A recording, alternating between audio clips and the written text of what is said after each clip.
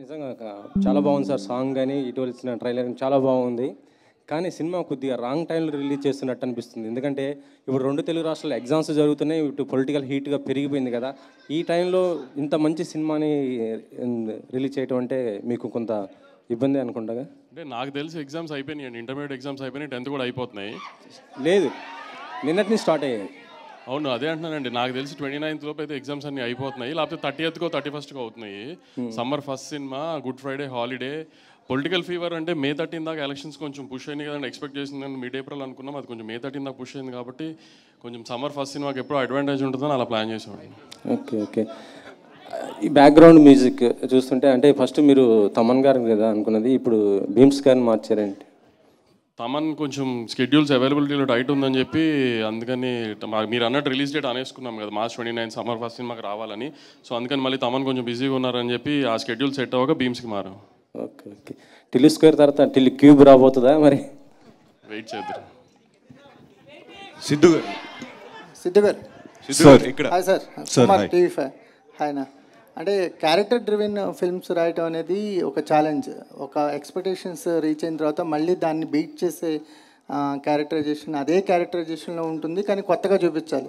ఇది ఎంత ఛాలెంజింగ్ అనిపించింది అంటే టిల్లు స్క్వేర్కి? అంటే క్వైట్ ఛాలెంజింగ్ అండి, because first time part one కాదు, ఒరిజినల్ రాసినప్పుడు మేము చాలా ఫ్రీ ఫ్లోయింగ్గా రాసాం అది. అండ్ తీసేటప్పుడు కూడా చాలా ఫ్రీగా తీసాం, ప్రెషర్ లేదు, ఎక్స్పెక్టేషన్ ఏం లేదు. దాన్ని ఫస్ట్ మేము టైటిల్ కూడా సినిమాకి మీకు గుర్తుందో లేదో, నరుడు బ్రతుకు నటన అనేది ఒరిజినల్ టైటిల్ ఆ సినిమాకి. తర్వాత డీజేటీలో చేంజ్ చేయడం జరిగింది. దాట్స్ బికాజ్ ఆ సినిమా ఆ క్యారెక్టర్కి వచ్చిన రెస్పాన్స్ బట్టి ఆ టైటిల్ చేంజ్ చేసుకున్నాం. Then it became a fully character driven film like మీరు అన్నట్టు ఇందాక.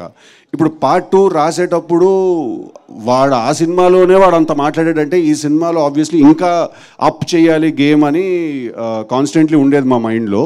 So it was quite challenging అండి, to be very honest. So will see 29th Anupama గారు. సో హలో అండి. హాయ్ అండి. టిల్లు స్క్వేర్కి వచ్చేసరికల్లా గ్లామర్ థింగ్ అనేది ఎక్కువగా కనిపిస్తుంది ఈ క్యారెక్టర్. అంటే బిఫోర్ మీరు చేసిన క్యారెక్టర్స్లో కంటే అనుపమకి గ్లామర్ థింగ్ టిల్లు స్క్వేర్తో యాడ్ అయింది అనిపిస్తుంది. మీ కామెంట్ అండి. గ్లామర్ అంటే నేను చూడడానికి అందంగా చాలా చెప్తున్నారా? ఈ అందాన్ని ఇప్పటి వరకు బయట పెట్టలేదని అంటున్నాను. మంచిదే కదా అండి, అందంగా ఉండాలి కదా. సో ఏంటి క్యారెక్టర్ ఎలాంటి ఎక్స్పీరియన్స్ ఇచ్చింది? అంటే బిఫోర్ కూడా చాలామంది హీరోయిన్స్ పేర్లు టిల్లు స్క్వేర్కి వినిపించాయి, బట్ మీరు ఫైనల్ అయ్యారు. క్యారెక్టర్తో మీ జర్నీ ఎలా అనిపించింది? అంటే ఇది నేను కెరియర్లో చేసిన one of the most special characters అని చెప్పొచ్చు. I love you two guys అలా చెప్పొచ్చు. ఇప్పుడు దాకా లైక్ పాస్ట్ 3 years నుంచే నేను ఎక్స్పెరిమెంట్ చేయడం నా కెరియర్లో, డిఫరెంట్గా క్యారెక్టర్స్ చేయడం అవన్నీ స్టార్ట్ చేశాను. అప్పుడు దాకా నేను చేసిన క్యారెక్టర్స్ అంతా నాకు ఇష్టం, కానీ యాజ్ అన్ యాక్టర్ నేను ఎక్స్ప్లోర్ చేయలేకపోయాను కొన్ని characters because of the limitations I had and the circle I was put in to. So ఒక యాక్టర్గా నేను ఎక్స్ప్లోర్ చేయాల్సిన ఒక ఏరియా అనమాట, అది ఎక్స్ప్లోర్ చేయడం ఇక్కడ జరిగింది. And I strongly believe in the character అండి. I really think it's one good character that I can be proud of. Okay, so ఈ సాంగ్కి మ్యూజిక్ కంపోజ్ చేసిన అచ్చు గారు is here. Welcome to you Achu గారు. అండ్ యా, మీ question అండి. Yeah, ఎప్పటి నుంచి మీరు మిమ్మల్ని ఇలా ఎక్స్ప్లోర్ చేసుకోవాలని చెప్పి డిసైడ్ చేశారండి? ఎక్స్ప్లోర్ అంటే యాజ్ అన్ యాక్టర్ ఫస్ట్ నుంచి ఉందండి, కానీ నేను చేస్తున్న సినిమాలు గర్ల్ నెక్స్ట్ డోర్గా ప్రతి సినిమాలో ఒకే క్యారెక్టర్ చేసి నేను కొంచెం బోర్ అయ్యానండి మధ్యలో. తర్వాత లాక్డౌన్ టైంలో నేను చాలా వరల్డ్ సినిమా ఎక్స్ప్లోర్ చేశాను. మధ్యలో నేను యాజ్ అన్ యాక్టర్ నేను ఏం చేయాలని అనుకున్నానని రియలైజేషన్ వచ్చింది. సో పర్ఫార్మెన్స్కి స్కోప్ ఉన్న క్యారెక్టర్సే నేను ఇప్పుడు చేస్తున్నాను. జస్ట్ ఫర్ హీరోయిన్ ఆ పేరు కోసం నేను ఒక సినిమా అయితే కమిట్ చేయను. అందరూ అనుకుంటున్నారు సిద్ధు వల్లే అనుపమ ఇలా మారిపోయింది, సిద్ధునే చేంజ్ చేశాడు మొత్తం అనుకున్నాను.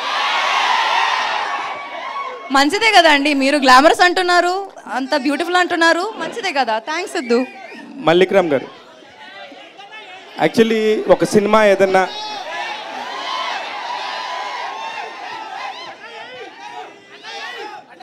సిద్ధు గారు ఏం చేయలేదయ్యా, వదిలేయండి. మల్లిక్ గారు మాట్లాడు సార్. ఒక సినిమా ఏదన్నా కనుక ఒక సినిమా ముందు వస్తే చాలా ప్రెజర్ ఉంటుంది సార్. అట్లాంటిది అసలు ఏ ఎక్స్పెక్టేషన్స్ లేకుండా వచ్చిన డీజేటీలు ప్రపంచం అందరూ కూడా ఇప్పటికీ ఆడుతున్నారు, పాడుతున్నారు.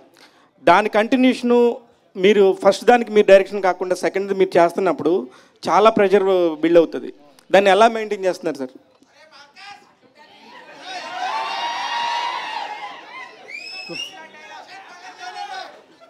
అసలు స్టార్ట్ చేసినప్పుడే we had a lot of pressure అండి.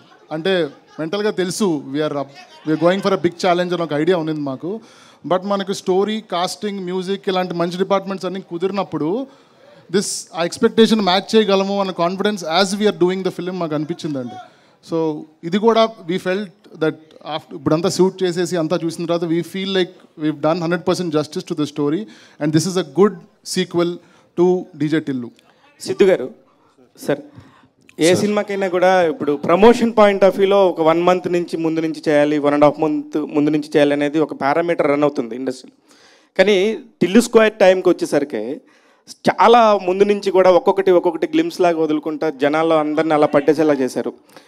దానికి ముందు నుంచి ఒక ప్లాన్ ఏమైనా ప్రిపేర్ చేసుకున్నారు ఇట్లానే చేయాలని, లేకపోతే దీనికోసం ఏంటిది? లేదు సార్, అస్సలు అలా ఒక ప్లాన్ చేసి స్ట్రాటజీ లాగా చేయలేదండి సార్.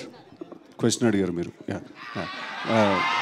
కాదు no he was just passing the mic. No, I wanted to make sure he was listening. First నుంచి ప్లాన్ చేసి స్ట్రాటజీ లాగా చేయలేదు సార్. కాకపోతే మేము యాక్చువల్లీ Feb 9th రావాలి, కానీ ఈగిల్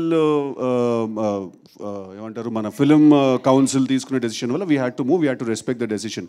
కానీ అప్పటికి మేము సరే చాలా మెటీరియల్ రెడీ చేసి పెట్టుకున్నాం. మాకు ఒక సాంగ్ ఉండింది, ట్రైలర్ ఉండింది, ఇంకొక సాంగ్ వీడియో రాబోతుంది.